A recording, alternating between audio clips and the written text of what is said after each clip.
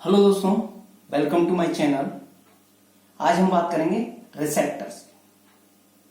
Receptor defined as a macromolecule और binding sites located on surface और inside the effector cell that serve to recognize the signal molecule or drug and initiate the function। दोस्तों, जो receptor हैं ये macromolecule है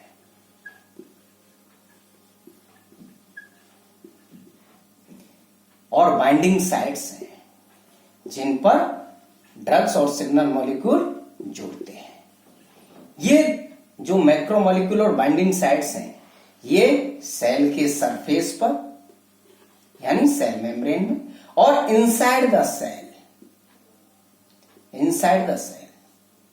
जो effector cell है या तो उसके सरफेस पे या उसके अंदर मौजूद होते हैं। ये रिसेप्टर जो हैं ये सिग्नल मॉलिक्यूल और ड्रग को रिकॉग्नाइज करते हैं और एक्शन को इनिशिएट करते हैं। एक्शन को क्या करते हैं दोस्तों? इनिशिएट करते हैं। तो जो रिसेप्टर हैं वो मैक्रोमोलिक्यूल या बाइंडिंग साइट्स हैं जो इफेक्टर सेल के सरफेस पे या inside the cell, effector cell जो है उसके अंदर होते हैं, जो सिग्नल मॉलिक्यूल या ड्रग को रिकॉग्नाइज करते हैं और एक्शन को इनिशिएट करते हैं। दोस्तों, नेक्स्ट हम बात करते हैं ड्रग रिसेप्टर इंटरेक्शन की। ड्रग रिसेप्टर से जुड़ती है और फिजियोकेमिकल चेंज बॉडी में करती है और यही एक्शन है और इसी को हम फार्माकोलॉजिकल एक्शन कहते हैं। इस ड्रग के लिए एक पर्टिकुलर रिसेप्टर यानी स्पेसिफिक रिसेप्टर होता है। एक पर्टिकुलर ड्रग के लिए स्पेसिफिक ही रिसेप्टर होता है और वो अपने फिजियोकेमिकल चेंजेस करता है और उसके इसी को हम एक्शन कहते हैं और यही फार्माकोलॉजिकल एक्शन कहलाता है। ये जो ड्रग है जो इस रिसेप्टर से बाइंड हो रही है, इस जो प्रॉपर्टी है इसको हम एफिनिटी कहते हैं। इसे हम एफिनिटी कहते हैं। और जो ये फिजियोकेमिकल चेंज करके एक्शन प्रोवाइड करवा रही है इसको हम इंट्रिंसिक एक्टिविटी कहते हैं। Intrinsic activity. तो दोस्तों, जो ड्रग रिसेप्टर के साथ बाइंड होती है उस प्रॉपर्टी को हम एफिनिटी और जो फिजियोकेमिकल चेंज करके जो एक्शन प्रोवाइड करवाती है, जो फार्माकोलॉजिकल एक्शन शो करती है उसको हम इंट्रिंसिक एक्टिविटी कहते हैं। दोस्तों, ड्रग रिसेप्टर इंटरेक्शन, जो ड्रग है वो अलग अलग तरीके से इंटरेक्ट करती है। वो हम ये सिग्नल मॉलिक्यूल है और ड्रग है जो रिसेप्टर के साथ इंटरेक्शंस है। ये इंटरेक्शन डिफरेंट टाइप्स के हैं, जैसे agonist, antagonist, partial agonist, inverse agonist. ठीक है, इनके बारे में हम आगे बात करते हैं। अब हम बात करेंगे डिफरेंट ड्रग रिसेप्टर इंटरेक्शन की। और इनमें पहला है agonist. Agonist an agent which activate a receptor to produce an effect similar to that of physiological signal molecule। देखिए दोस्तों, ये ड्रग है, ये इस रिसेप्टर से बाइंड हो रही है और इस रिसेप्टर से बाइंड होने की जो हमने प्रॉपर्टी थी उसे हमने एफिनिटी कहा। और ये जो फिजियोलॉजिकल चेंज बॉडी में कर रही है और एक्शन प्रोड्यूस कर रही है इसे हमने इंट्रिंसिक एक्टिविटी कहा। Intrinsic activity.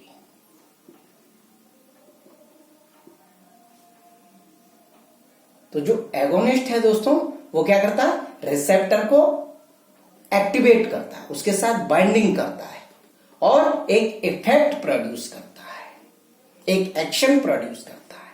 यानी जो एगोनिस्ट है उसमें एफिनिटी भी है और इंट्रिंसिक एक्टिविटी भी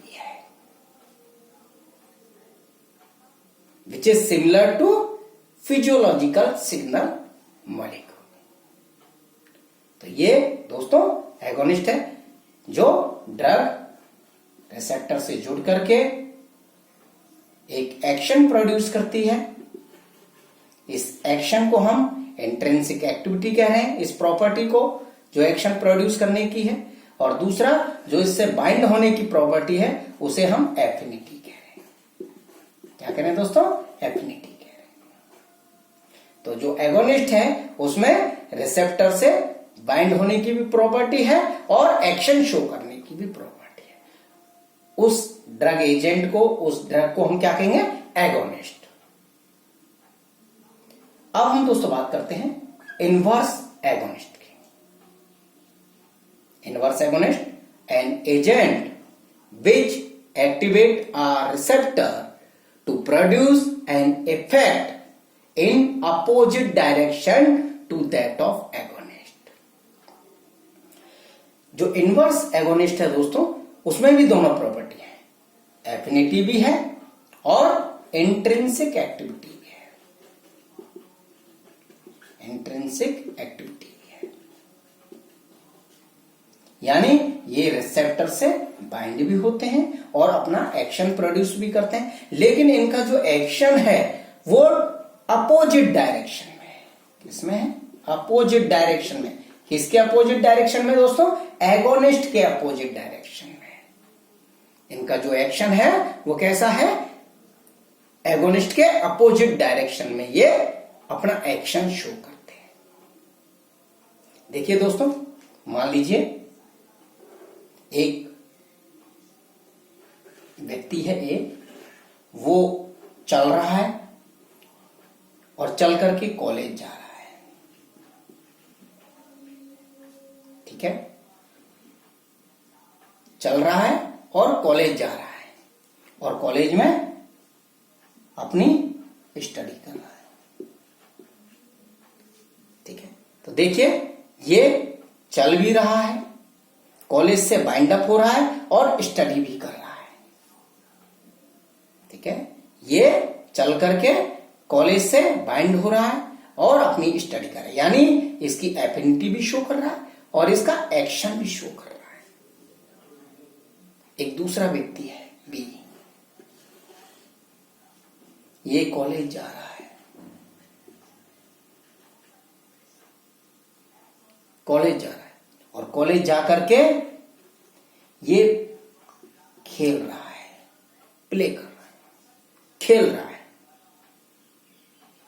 कैसा हुआ दोस्तों?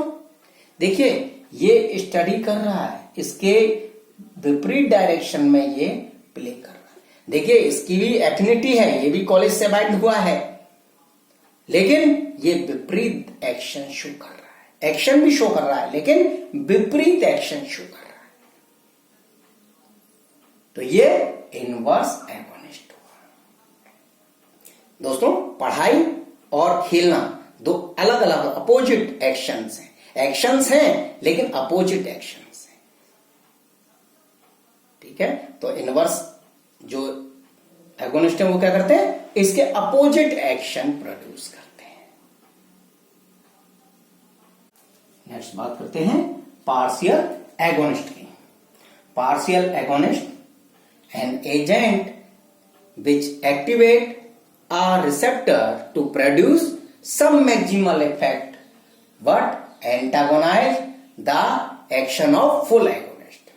दोस्तों अभी हमने बात की, ये ड्रग है, रिसेप्टर से बाइंड होती है और एक्शन शो करती है। जो ये एक्शन शो करने की प्रॉपर्टी है उसे हमने इंट्रिंसिक एक्टिविटी कहा है, और जो इससे ड्रग रिसेप्टर से जो बाइंड होती है उसे हमने एफिनिटी कहा है। तो पार्शियल एगोनिस्ट में एफिनिटी भी है और इंट्रिंसिक एक्टिविटी यानी एक्शंस भी है, लेकिन एक्शन कैसा है दोस्तों? सम मैक्सिमल है। कैसा है? सम मैक्सिमल है। अगर एगोनिस्ट का एक्शन हम माने 100% है तो पार्शियल एगोनिस्ट का 80%, 70%, 60% ये सब मैक्सिमल, यानी एगोनिस्ट से उसका एक्शन कम होगा, लेकिन वो एगोनिस्ट के एक्शन को क्या करता है, एंटागोनाइज। दोस्तों इसे हम एक एग्जांपल से समझते हैं।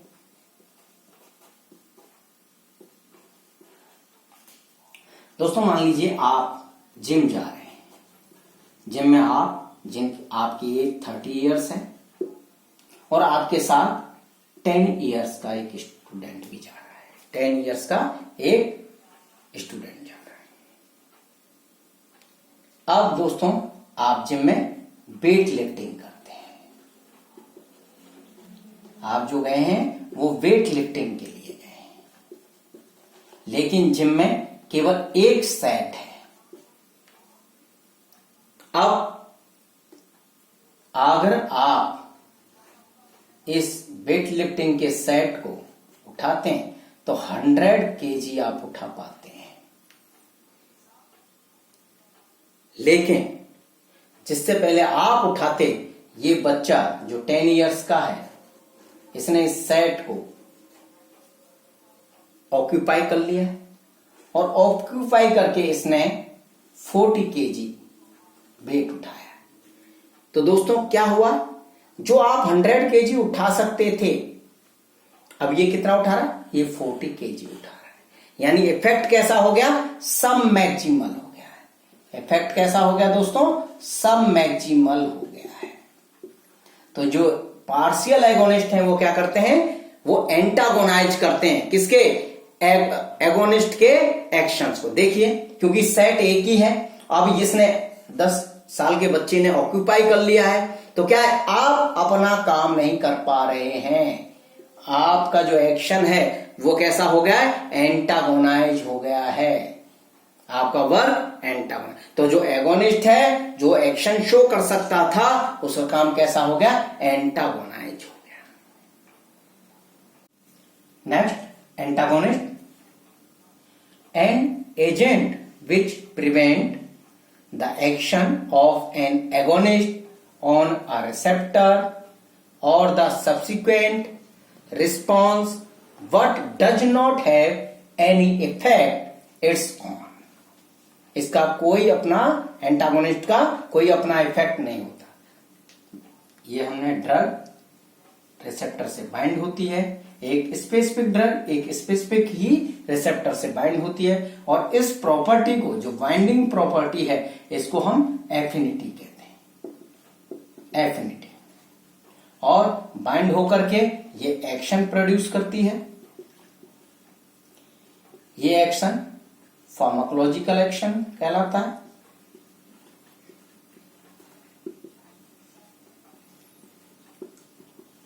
और इसे हम इंट्रिंसिक एक्टिविटी कहते हैं, इंट्रिंसिक एक्टिविटी। तो दोस्तों जिस ड्रग एजेंट में या मॉलिक्यूल में एफिनिटी और इंट्रिंसिक एक्टिविटी दोनों प्रॉपर्टी होती हैं, वो एगोनिस्ट कहलाता है। वो क्या कहलाता है दोस्तों, एगोनिस्ट। यानी कि उस ड्रग मॉलिक्यूल की रिसेप्टर से बाइंडिंग कैपेसिटी भी हो, यानी वो एफिनिटी भी शो करे और अपना एक्शन भी प्रोड्यूस करे, वो क्या कहलाएगा दोस्तों, वो एगोनिस्ट कहलाएगा। दोस्तों एक्शन किसी भी चीज को इंक्रीज भी कर सकते हैं और किसी चीज को डिक्रीज भी कर सकते हैं। यानी कि अगर हार्ट रेट की मैं बात करूं तो हार्ट रेट का बढ़ना भी एक एक्शन है और घटना भी एक एक्शन है।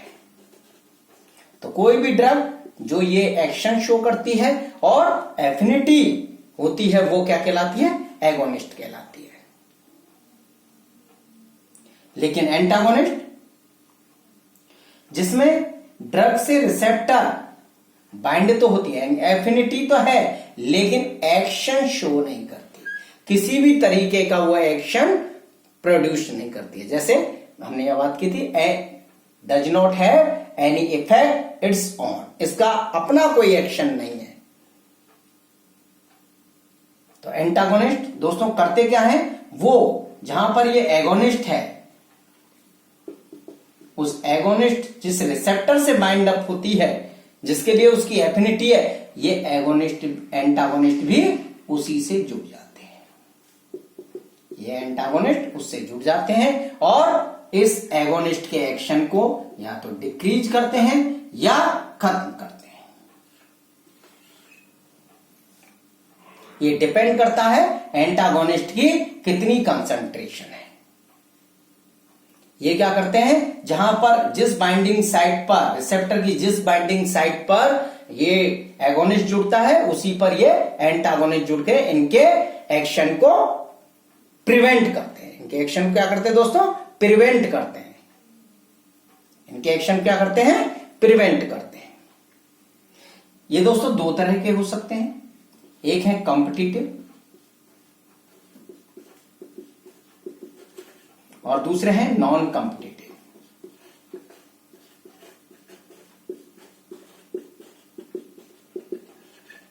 जो ये कॉम्पिटिटिव है दोस्तों, ये क्या होता है, ये रिसेप्टर की उसी साइड पे जुड़ते हैं जहां पर ये एगोनिस्ट जुड़ता है। ये उसी रिसेप्टर की, ये मान लीजिए ये मैं प्रेजेंटेशन बना रहा हूं, यहां पर इस पर ये एगोनिस्ट जुड़ता है। ये जो है इस साइड पर ये रिसेप्टर की, ये रिसेप्टर है और इसी साइड पे ये एगोनिस्ट जुड़ करके अपना एक्शन शो कर रहा है। तो दोस्तों ये जो एंटागोनिस्ट है वो भी इसी साइड पे जुड़ता है और जुड़ करके ये क्या करता है दोस्तों, ये इस एगोनिस्ट के एक्शन को प्रिवेंट करता है, इस एगोनिस्ट के एक्शन को प्रिवेंट करता है। और ऐसे एंटागोनिस्ट को हम कॉम्पिटिटिव कहते हैं। जहां पर जो एगोनिस्ट साइट है, जहां पर बाइंडिंग साइट है, उस साइट के लिए जो कंपटीशन है एंटागोनिस्ट और एगोनिस्ट में, इसी को हम कॉम्पिटिटिव एंटागोनिस्ट कहते हैं। नॉन कॉम्पिटिटिव में ये बाइंडिंग साइट, जिस बाइंडिंग साइट पर एगोनिस्ट जुड़ता है उस पर नहीं जुड़ता, ये किसी और साइट पर जुड़ करके और क्या है, इस एगोनिस्ट के एक्शन को प्रिवेंट करते हैं। इस एगोनिस्ट के एक्शन को प्रिवेंट करते हैं और इन्हीं को हम नॉन कॉम्पिटिटिव एंटागोनिस्ट कहते हैं। Next, receptors classify on the basis of first one pharmacological criteria. Pharmacological criteria. Second, receptor are classified on the basis of tissue distribution.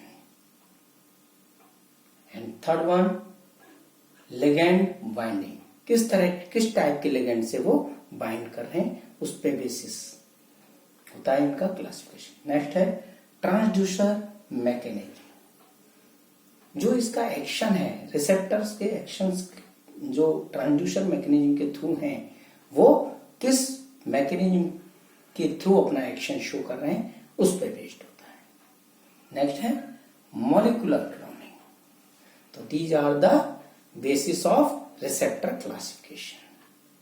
Now next अब हम बात करेंगे एक्शन इफेक्ट सीक्वेंस।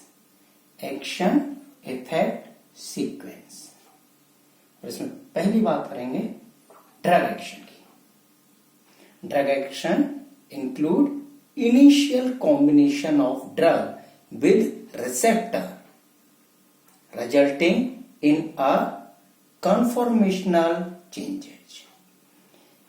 जो drug action है दोस्तों, उसमें क्या है, ड्रग रिसेप्टर से बाइंड हो रही है और कॉन्फॉर्मेशनल चेंजेज हो रहे हैं। कॉन्फॉर्मेशनल चेंजेज जो हैं वो हो रहे हैं, इसी को हम क्या करें, ड्रग एक्शन कह रहे हैं। अब बात करते हैं ड्रग इफेक्ट की। Drug effect include ultimate change in biological function brought about as a consequence of drug action through a series of intermediate steps or transducer mechanism। दोस्तों ड्रग इफेक्ट में क्या हो रहा है, बायोलॉजिकल फंक्शन शो हो रहा है। क्या हो रहा है, ultimate change in biological function which is brought about as a consequence of drug action through a series of intermediate steps, यानी अल्टीमेटली जो बायोलॉजिकल चेंज या बायोलॉजिकल जो फंक्शन है वो ड्रग इफेक्ट। नेक्स्ट हम बात करते हैं रिसेप्टर इफेक्टर लिंकेज। दोस्तों रिसेप्टर जो है वो दो तरह के फंक्शंस प्रोवाइड करवाते हैं। पहला recognization of the specific ligand molecule, recognition of the specific ligand molecule, and second transduction of the signal into a response। तो पहला क्या है दोस्तों, पहला स्पेसिफिक जो लिगेंड मॉलिक्यूल है उसका रिकॉग्नाइजेशन करना और उससे बाइंड करना, इसके लिए लिगेंड बाइंडिंग साइट होती है रिसेप्टर में। दूसरा है transduction of the signal into A response, जो सिग्नल है उसे रेस्पॉन्स में चेंज करना। तो receptor molecules has a ligand binding domain and A effector domain. तो रिसेप्टर में दोस्तों दो डोमेन है, एक है लिगेंड बाइंडिंग डोमेन और दूसरा है effector binding domain. Molecular process that transfer extracellular signal into intracellular message। तो ये रिसेप्टर इफेक्टर लिंकेज क्या करता है दोस्तों, जो एक्स्ट्रा सेलुलर सिग्नल आया है उसे इंट्रासेलुलर मैसेज में चेंज करते हैं। ये हम रिसेप्टर के स्ट्रक्चर देख रहे हैं दोस्तों। ये देखिए, ये जो है, ये जो साइट है ये कौन सा है, लिगेंड बाइंडिंग डोमेन है। ये कौन सा है, लिगेंड बाइंडिंग डोमेन, और ये इफेक्टर डोमेन है जो ट्रांसड्यूसर मैकेनिज्म से एक रेस्पॉन्स क्रिएट करता है। There are 3 basic receptor effector linkage. First one, direct regulation of ionic permeability. दोस्तों आयनिक परमेबिलिटी चेंज करके क्या करते हैं, एक रेस्पॉन्स, जो एक्स्ट्रा सेलुलर सिग्नल जो हमें आया है उसे हम एक इंट्रासेलुलर मैसेज में convert.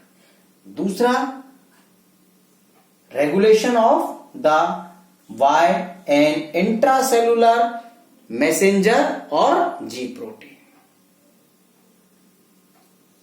Regulation of the Y and intracellular messenger और जी प्रोटीन। दूसरा क्या है दोस्तों, एक इंट्रासेलुलर जो मैसेंजर है और जी प्रोटीन है उनका रेगुलेशन करके, ठीक है। थर्ड है regulation of DNA transcription and protein synthesis. तीसरा है regulation of DNA transcription and protein synthesis.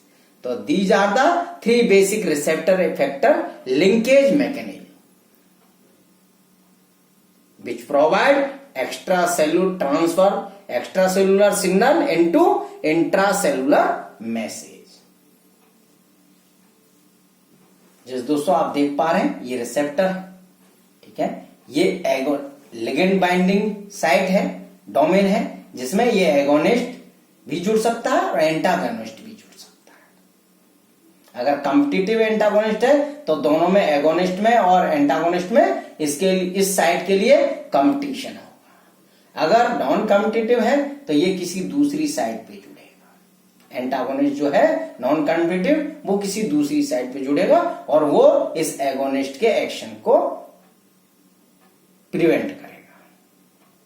ये इफेक्टर डोमेन है जो एक एक्स्ट्रा सेलुलर सिग्नल को इंट्रासेलुलर मैसेज में कन्वर्ट करता है। तो these are the 3 basic receptor effector linkage mechanism. First one, direct regulation of ionic permeability, ionic permeability में चेंज करके, regulation of the Y and intracellular messenger और G protein, regulation of DNA transcription and protein synthesis. और इन तीनों mechanism से ये action और effect, cellular effect provide कर हम रिसेप्टर इफेक्टर लिंकेज को समझते हैं। हमने 3 बेसिक मैकेनिज्म हम यहाँ बताए थे। पहला है रेगुलेशन ऑफ मेम्ब्रेन परमिएबिलिटी। देखिए दोस्तों, जैसे ही ये जो रिसेप्टर है इससे जब ये लिगेंड बाइंड करता है तो इस जो ओपनिंग या क्लोजिंग से, इस जो आयन चैनल है उसकी ओपनिंग या क्लोजिंग से क्या होता है दोस्तों, चेंज इन मेम्ब्रेन पोटेंशियल और चेंज इन आयनिक कंसंट्रेशन। और ये जो आयनिक कंसंट्रेशन में चेंज है इससे सेलुलर इफेक्ट हमें मिलता है। दूसरा मैकेनिज्म हमने देखा था effect bye intracellular second messenger.